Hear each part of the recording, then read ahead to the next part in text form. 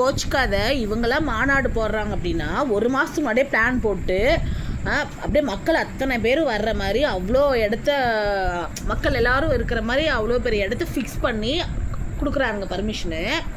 TVK வந்து கொடுக்கறதுக்கு அந்த சேல் ரோடு கார்னரில் எத்தனை பேர் நிற்க முடியும்? நீங்களே சொல்லுங்கள், மனசாட்சி தொட்டு சொல்லுங்கள். ஆக்சுவலாக வந்து எங்கே அப்படின்னா அந்த பழைய ஆடியோ ஹவுஸ் இருக்குல்ல, பழைய ஆடியோ ஃபீஸ். அதான் ஆமா ஆமா, அந்த முருகன் கோயில் தாண்டி ஆடியோ வீஸ் சொல்றீங்களா? ஆமா, அந்த இடம் கூட நல்லா ஃப்ரீயா இருக்கும். அங்க இடம் கொடுக்க மாட்டாங்க. ஏன்னா டிவிகே வந்து மக்கள் எப்படி பாப்பாங்க? ஆம்புலன்ஸ் வரதுக்கு அடையங்கப்பா. நீங்களாம் கட்சி போடும்போதெல்லாம் உங்களுக்கு ஆம்புலன்ஸ் வரல, டிவிகே போடும்போது மட்டும்தான் உங்களுக்கு. சத்தியமா சொல்றேன், அவ்வளோ காண்டாகுது. நாங்க நாமக்கல் வந்து பேசுறோங்க, உண்மையாலுமே சொல்கிறேன். அந்த டிவியில் சொல்கிற மாதிரி டிவிகேக்கு உண்மையாலுமே வந்து இவங்க வந்து பர்மிஷன் கொடுக்கல அப்படிங்கிறதெல்லாம் நம்பலை. ஆனால் உண்மையாலுமே சொல்கிறேன், எனக்கு அவ்வளோ காண்டு. எனக்கு காலேஜில் இருக்கும் பொழுது நாளைக்கு 11:15 அப்படின்னாங்க. அப்புறம் மதியத்துக்கு மேலே நியூஸில் சொன்னாங்க 8:45 பர்மிஷன் கொடுத்துருக்காங்க. விஜய் காலையில் 8:45 வந்து காலையில் 8:45 வந்து பேசுவார் அப்படின்னு. எந்த இடம்னு பார்த்து முன்னே வந்து வேறு இடம் கொடுத்துருந்தாங்களாம். இப்போ வந்து சேல் ரோட்ல அந்த கேஎஸ் தேட்டர்ட்டு அந்த கார்னர்ல கொடுத்துருக்காங்க. அது எத்தனை பேர் அந்த இடத்துல நின்று பார்க்க முடியும்? நாம கூட பரவாயில்ல இருந்துச்சுலாம். ஆனா கரூர்ல வந்து அதோட கிடையாது. போறவங்களுக்குலாம் யாரும் போகக்கூடாதுன்னு சொல்லி காசு தராங்களாமா. போகக்கூடாதுன்னு காசு இதெல்லாம் சத்தியமாக சொல்கிறது ரொம்ப.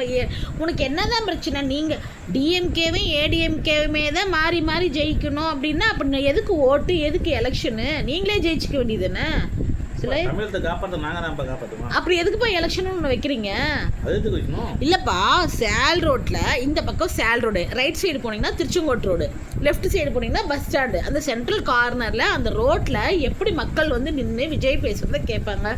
ஒரு நல்ல பெரிய இடமா இருந்துச்சுன்னா நம்ம எல்லாரும் போய் நின்று பார்க்கலாம். 10 நிமிஷம் சிக்னல் லாக். அப்போ ஒரு சிக்னல் இடத்துல போய் இடத்த கொடுத்துருக்குறாங்க மீட்டிங்க்கு. இது ரொம்ப அநியாயமா இல்லை? அவ்வளோ ஆத்திரம் தெரியுமா எனக்குலாம். உண்மையாலுமே இப்படிலாம் வந்து பர்மிஷன் கொடுக்கறதுலாம் வேற இடமே இல்லை நாமக்கல்ல. சொல்லுங்க, ஒரு பெரிய நல்ல ஒரு பெரிய இடமா இருந்தா எல்லாரும் வந்து பார்ப்பாங்க. சந்தில கொடுத்துருக்கானுங்க. கொலக்கரை டிராஃபிக் ஆகிற இடம். ஏப்பா நீங்களாம் வந்து டிஎம்கே டிஎம்கேலாம் வந்து நீங்களாம் யாரும் வந்து மீட்டிங்கே போட்டதில்ல, உங்களால் டிராஃபிக்கே ஆனதில்லை. இப்போ கூட போன மாதம் வந்தார், வந்தப்போ எவ்வளோ டிராஃபிக். நீங்கள் கூட டவுனில் போயிட்டு மாட்டிக்கிட்டேன்னு சொல்லிட்டு சுற்றிட்டு இருந்தீங்களே. அதாங்க, ஆட்சியில் இருந்தாங்கன்னா எல்லா அதிகாரமும் அவங்க தான் பண்ணுவானுங்க. அநியாயம் பண்ணுறாங்க ஜி. ரொம்ப ரொம்ப ரொம்ப ரொம்ப மோசம் தெரியுமா? அநியாயம், இந்த மோசம். ஆட்சியில் இருக்கும்போது நவம்பர் 29 நாமக்கல் வந்தாரு. அப்போ என்னை வந்து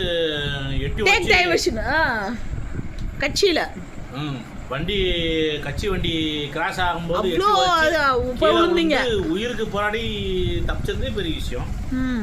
இவங்கெல்லாம் பண்றது அநியாயம் பண்றாங்க தெரியுமா? சத்தியமா அந்த சேல் ரோடு கார்னர்ல வந்து விஜய் சார் பேசுறதுக்கு கொடுத்துருக்காங்க, இடத்த கொடுத்துருக்காங்க. அத்தூண்டு இடத்துல எத்தனை பேர் நின்று பார்க்க முடியும் சொல்லுங்க? நீ இடம் நல்லா பெருசாக தாராளமாக இருக்கிற இடத்துல நீ வந்து கொடுத்தீங்கன்னா எல்லாரும் மக்கள் நின்று பார்ப்பாங்க. இத்தூண்டு குறுகின இடத்துல போய் நின்றுட்டு இந்த இடத்துல தான் நீங்கள் போய் பேசணும் அப்படின்னா எல்லாரும் கம்பத்தில் ஏறுவான், கடை மேலே ஏறி நின்று தான் பார்க்கணும்னு நினைப்பான். ஏங்க நம்ம நாமக்கல் அப்படி அதிசயமாக இப்படி ஏதாவது ஒன்று நடந்தாதான் உண்டு. விஜய் மாதிரியாலாம் வருது, கீழே விழுந்து